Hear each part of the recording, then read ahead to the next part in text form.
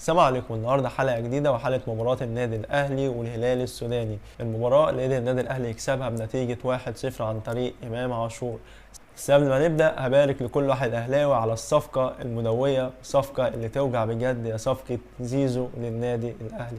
فالف مبروك، لاعب اضافه قويه للنادي الاهلي، هيفيد كتير النادي الاهلي وهيضعف كتير النادي الزمالك. غير رغي كتير قبل ما نخش على مباراه الاهلي والهلال السوداني. المباراه اللي بدات عاديه من الفريقين، الاهلي بيهاجم شويه والهلال بيهاجم شويه من غير اي خطوره حقيقيه على المرمى لحد دقيقه 33 لما اشرف بن شرقي ياخد الكره من على الطرف الشمال ويرفع اوفر، بس وصول متاخر من وسام وجريديشار وتعدي اخطر كوره في الشوط الاول. ما حصلش اي جديد في الشوط الاول ويخلص بنتيجه 0-0.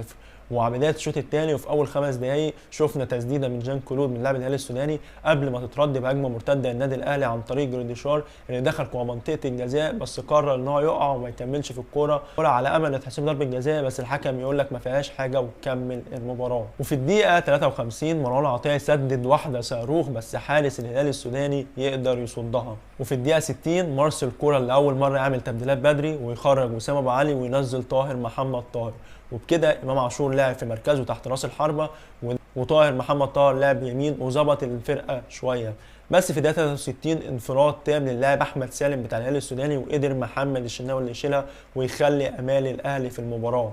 في الدقيقه 66 جان كلود بيجري بالكره من على الشمال ويخش جوه منطقه الجزاء ويسدد واحده صاروخ يقدر يصدها محمد الشناوي، وتترد بهجمه مرتده للنادي الاهلي عن طريق امام عاشور اللي بياخد الكره ويجري يخش جوه منطقه الجزاء، بس برضه بيقع جوه منطقه الجزاء وعايز ضربه جزاء وما يكملش في الكره والحكم يقول لك ما فيهاش حاجه. وفي الدقيقه 71 كانت اخطر كره للهلال السوداني بتسديده قويه من جال كلود تعدي جنب عرضة الشناوي بكام سنتي وتبقى اخطر كوره في المباراه كلها للهلال السوداني في الدقيقه 71 قبل ما تيجي الدقيقه 80 ويقرر امام عاشور ان هو ينهي المباراه تماما. باص حلو قوي من طاهر محمد طاهر واستلامه ولا اروع بفينش ولا احلى من امام عاشور يسجل الهدف الاول للنادي الاهلي وينهي المباراه رسميا بتاهل النادي الاهلي النص النهائي عشان يقابل صن داونز. اما على الناحيه الثانيه فبيراميدز يخسر 2-0 بس بالنتيجه دي يصعد لنص النهائي لاول مره في تاريخه.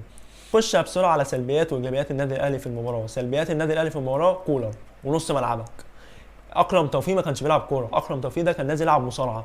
انا اول مره اشوف واحد بيطفش الكوره من على الجنب اليمين يديها للخصم على منطقه جزاء النادي الاهلي كان هيحط بيها جون.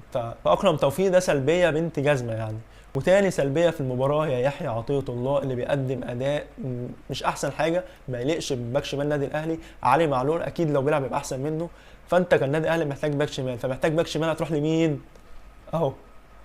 اهو خش يا معلم هتلاقي عندك فتوح وهتلاقي عندك بنتاي، نقي اللي انت عايزه. محتاج نص ملعب بيعرف يلعب كوره ويطلع بالكوره يلعب جنب مروان عطيه. عندك محمد شحاته حته صفقه 24 سنه، خدها من اخوك وما تراجعش ورايا. ولو كمان عايز حد قدام، بس انت مش محتاج قدام، انت خدت اللي حيلتنا يعني. فلو محتاج حاجه كلمني اهو لك اهو اللي انت عايزه يا باشا. وعايزني اشيل لك صوره زيزو عشان بتغير؟ حاضر هشيل لك تيشيرت زيزو عشان انت بتغير. يعني نكمل سلبيات النادي الاهلي. سلبيات النادي الاهلي اللي قلنا: اول سلبيه هي اكرم توفيق، ثاني سلبيه يحيى عطيه الله، ثالث سلبيه هي كولر وتشكيل كولر كله. انت بتلعب يا معلم باثنين نص ملعب تاني، نفس الكلام اللي قلته في الحلقه اللي فاتت، اثنين نص ملعب ميتين ما بيطلعوش الكوره. انا هجيب لك الخيطه الحقيقيه اشرف بن شرقي. اشرف بن شرقي كان بينزل يستلم المدافعين، انت عمرك شفتها وينج شمال بيجي من الناحيه الشمال عشان يروح يستلم الكره من اشرف داري عشان يطلع بالكره لقدام؟ ايه ده؟ ومموت جريديشار ومموت امام عاشور بتلعب وينج، وجريديشار مش عارف هو بيلعب فين، واسام ابو علي ما جاش الماتش. ايه ده؟ في ايه؟ والحمد لله انك كسبت وعديت. عندك ماتش مش سهل مع صن داونز هياخدك الساعه 3 العصر، ربنا يستر عليك. وعندك ماتش كمان 4 ايام مع بيراميدز، ده برضه هيبقى حمله. اما بالنسبه لاجابات النادي الاهلي فمحمد الشناوي عمل مباراه عالميه النهارده، شال اكتر من فرصه حقيقيه. اشرف داري كان عامل مباراه كويسه جدا جدا. امام عاشور واشرف بن شرقي كانوا عاملين مباراه لحد ما كويسه. النادي الاهلي بخبرته عرف يخلص المباراه وياخد اللي هو عايزه وياخد بطاقه الصعود لنص النهائي.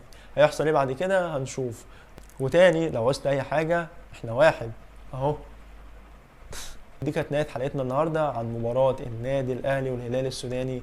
اشوفكم بكره في حلقه نادي الزمالك وحوارات نادي الزمالك، والسلام عليكم.